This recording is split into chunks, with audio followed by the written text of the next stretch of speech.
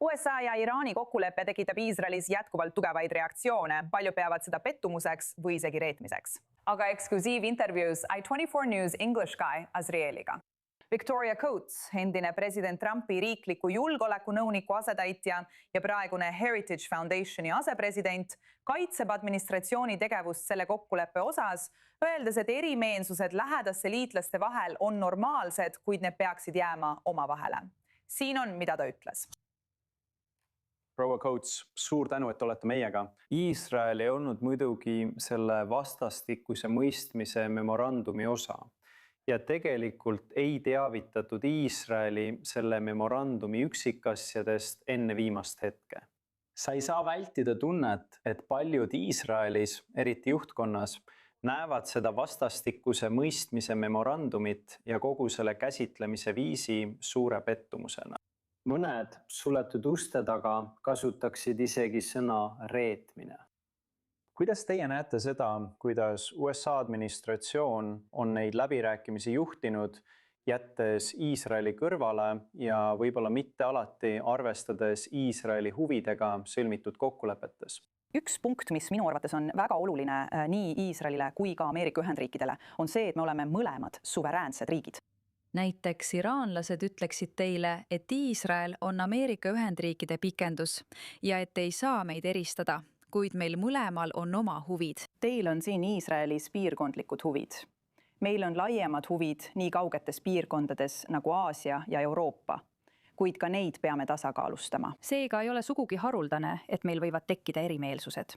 Mul oli esimese Trumpi ametiaja jooksul Iisraeli kolleegidega sageli erimeelsusi, kuid need olid alati omavahelised erimeelsused. Ja ma arvan, et see on tõesti oluline, et me peame selle erimeelsuse omavahel hoidma.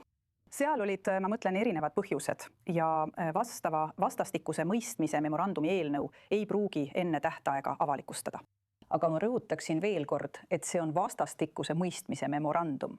See ei ole siduv leping. Ja ma arvan, et president soovis väga enne G7 kohtumist, kus ta just osales Davosis Prantsusmaal, jõuda selle vahetu konflikti lahenduseni. Ja selleks on palju põhjuseid, millest võime rääkida, kui soovite. Aga see on vastastikuse mõistmise memorandum. Ma arvan, et oluline on see, mis saab olema lõplikus tuumaküsimust käsitlevas kokkuleppes, mis vähendab seda kohutavat riski mõlema meie riigi jaoks. Just seal meie ühishuvid kattuvadki. Sa oled presidendi lähedane usaldusisik. Ta isegi kiitis sind hiljuti ühes oma postituses. Mida oled temalt kuulnud ja mida oled administratsioonilt kuulnud selle vastastikuse mõistmise memorandumi tagamaade kohta, eriti seoses Iisraeli muredega? Jah, ma kirjutan nüüd kõikidele oma lastele saadetud sõnumitele alla kui täiesti imeline Victoria Coates. Olen presidendi lahkete sõnade eest väga tänulik. Aga ma arvan, et president Trumpi jaoks, ja see on Iisraeli avalikkusele tõesti oluline mõista, teate, meiegi läheme valimistele ja ma loen ajalehest, et ka teie lähete valimistele. Aga te võisite lugeda, et meie läheme novembris valimistele. Ja minu vaatenurgast on kõige hullem asi see, kui me saame vahevalimistel suuri kaotusi, eriti senatis. Ja kui see juhtub, siis saavad president Trumpi teise ametiaja viimased 2 aastat olema peamiselt tagandamismenetlused, ärakuulamised, selline segadus, mis takistab sellist sisulist tegutsemist, nagu me oleme näinud Epic Fury ajal. Nii et ma arvan, et jah, president nägi seda kui üleskutset hakata lähikuudel rohkem kodumaale keskenduma, sest rahvusvahelised asjad ei mängi tavaliselt Ameerika vahevalimistel suurt rolli. Need on tavaliselt väga-väga kohalikud. Nii et ma vaataksin seda, mida president on teinud. Ta on põhjustanud Iraani Islamivabariigile rohkem tegeliku kahju kui ükski varasem USA president.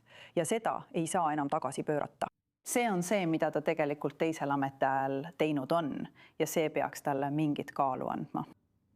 Kui me jätame selle vastastikuse mõistmise memorandumi korraks kõrvale, ei saa me mööda vaadata ka sellest, et oleme kuulnud väga ebatavalisi avaldusi nii presidendilt, aga peamiselt asepresidendilt, mis puudutavad selle administratsiooni suhteid Iisraeliga. mõned ütleksid, et asepresident isegi ähvardas Iisraeli selle vastastikuse mõistmise memorandumi kriitika pärast. Kuidas teie näete seda olulist muutust administratsiooni toonis, mida peeti Iisraeli suurimaks liitlaseks, kindlasti Iisraeli suurimaks sõbraks Valges Majas, kuni selleni, et paljud Iisraeli vaenlased näevad neid avaldusi kui märki suurest lõhest administratsioonide vahel? Ilma muresid pisendamata, sest ma mõistan, et need 10 päeva on olnud USA ja Iisraeli suhetes rasked. Vaataksin ma palju rohkem sellele, mida president Trump on teinud, isegi rohkem kui sellele, mida ta ütleb ja palju rohkem kui sellele, mida asepresident ütleb. Ma mõtlen, president on see, kes on ülemjuhataja. Tema on see, kes andis käsu Epic Fury operatsiooniks ja tema on siin otsustaja. Nii et ma arvan, et see on üks oluline punkt. Ja lisaks sellele arvan ma, et sa tead, et meie 2 riigi suhe peab olema kõrgemal sellest, kes on president või peaminister.